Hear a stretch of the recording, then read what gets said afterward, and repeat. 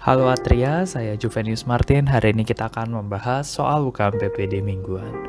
Soal hari ini adalah seorang wanita yang berusia 65 tahun dibawa ke Polisaraf dengan gangguan memori jangka pendek sejak 6 bulan yang lalu. Pasien terlihat menarik diri. Dokter kemudian memulai terapi berupa galantamin.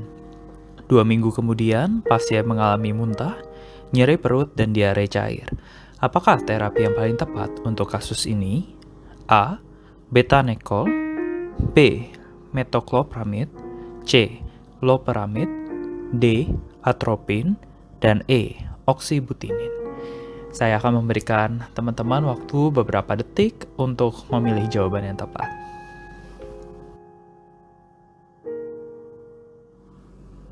Ya, jawaban yang paling tepat adalah D. Atropin. Perlu diingat bahwa gangguan ingatan pada usia berapapun bukanlah hal yang lazim. Kepikunan merupakan pertanda dari gangguan kognitif.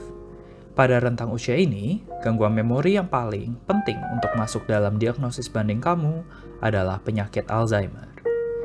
Penyakit Alzheimer diakibatkan oleh dua hal. Satu, akumulasi protein beta amiloid. Dua, akumulasi protein tau. Gejala paling sering penyakit ini adalah hilangnya memori jangka pendek. Namun gejala ini dapat menyebar ke fungsi kognitif lainnya, seperti perhatian, kemampuan berbahasa, dan gangguan perilaku. Terapi Alzheimer didasarkan pada derajat keparahan yang dapat dinilai dengan pemeriksaan MMSE.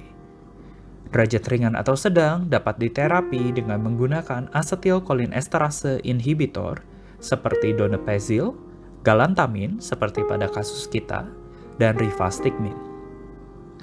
Tujuan pemberian asetylcholinesterase inhibitor adalah untuk meningkatkan jumlah asetylcholin yang merupakan neurotransmitter utama di otak.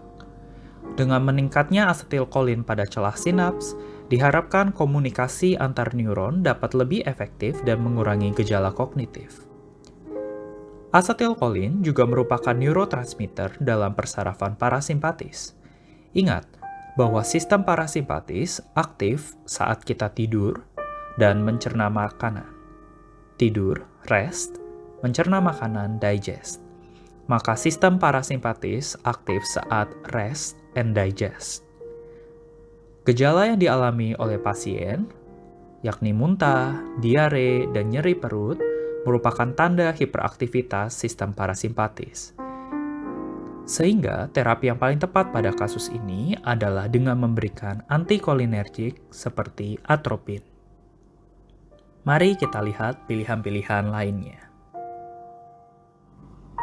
Pilihan A, betanekol. Betanekol adalah obat kolinomimetik. Obat ini merupakan obat yang mirip dengan asetylkolin, di mana dia akan meningkatkan kontraksi otot polos. Hal ini berkebalikan dengan apa yang ingin kita capai, yaitu relaksasi otot polos pada dinding usus dengan menurunkan asetylkolin. Sehingga penggunaan betanekol pada kasus ini hanya akan memperburuk keadaan pasien. B. Metoclopramid. Metoclopramid adalah obat antiemetik yang bekerja dengan memblok dopamin reseptor pada sistem saraf pusat. Selain itu, metoclopramid juga bekerja dengan meningkatkan respon asetylkolin pada saluran cerna atas, sehingga mempercepat motilitas usus dan pengosongan lambung. Hal ini akan menyebabkan diare pasien menjadi semakin parah, sehingga pilihan B merupakan kontraindikasi untuk pasien ini. Pilihan C, loperamid. Loperamid bekerja pada reseptor opioid mu. Reseptor ini terekspresi di plexus mesentericus pada kolon. Aktivasi reseptor ini merendahkan motilitas usus dan membuat penyerapan air dan makanan menjadi lebih baik. Walaupun loperamid bekerja baik untuk diare, namun pada pasien ini diare disebabkan oleh peningkatan asetylkolin, sehingga pemberian loperamid tidak akan memberikan efek jangka panjang untuk pasien ini. Pilihan E, oxybutinin. Oksibutinin adalah obat antimuskarinik yang digunakan untuk mengobati inkontinensia tipe urge. Obat ini merupakan antispasmodik yang kuat yang dapat melemaskan otot pada vesika urinaria, namun tidak memiliki efek antikolinergik. Sehingga obat ini tidak membantu gejala gastrointestinal pada kasus kita. Jawaban yang tepat adalah D, atropin. Atropin adalah obat antimuskarinik juga, namun memiliki efek antikolinergik juga. Sehingga dia dapat melemaskan otot polos pada dinding usus, sehingga mengurangi rasa nyeri perut dan mengurangi motilitas usus. Untuk merangkum, ingat bahwa penyakit Alzheimer adalah penyakit yang banyak menyerang lansia. Penyakit ini memiliki manifestasi klinis utama berupa gangguan memori jangka pendek. Terapi dari penyakit Alzheimer seringkali merupakan asetilkolinesterase inhibitor. 3 obat yang terkenal adalah donepezil, galantamin, dan rivastigmine.